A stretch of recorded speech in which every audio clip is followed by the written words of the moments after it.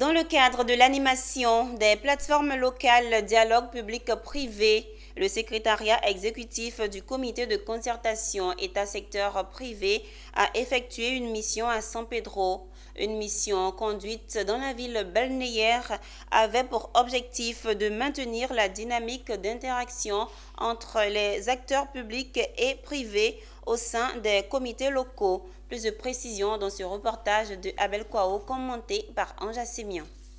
Maintenir la dynamique d'interaction entre les acteurs publics et privés au sein des comités locaux de concertation État-secteur privé à travers l'animation et le suivi des actions du CESP de San Pedro, tel est l'objectif de cette assise.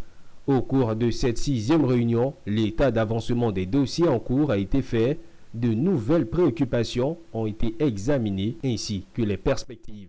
Mais à l'image de toutes les réunions qui se sont passées liées à la clarification ou à la fluidité du monde des affaires, cette réunion a abordé certains sujets, notamment le sujet des tracasseries sur les routes, le sujet des factures normalisées. Et après entretien, après discussion, des solutions ont été trouvées. Avec l'appui du programme d'amélioration du climat des affaires de Côte d'Ivoire, financé par la Banque africaine de développement, cette instance de développement local et de développement national a été mise en place pour avoir des solutions aux préoccupations des acteurs clés.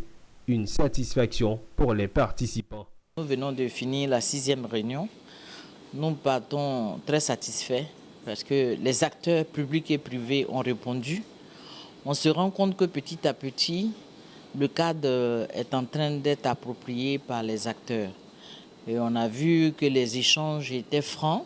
Les réponses des administrations aussi aux préoccupations posées, les réponses ont été franches.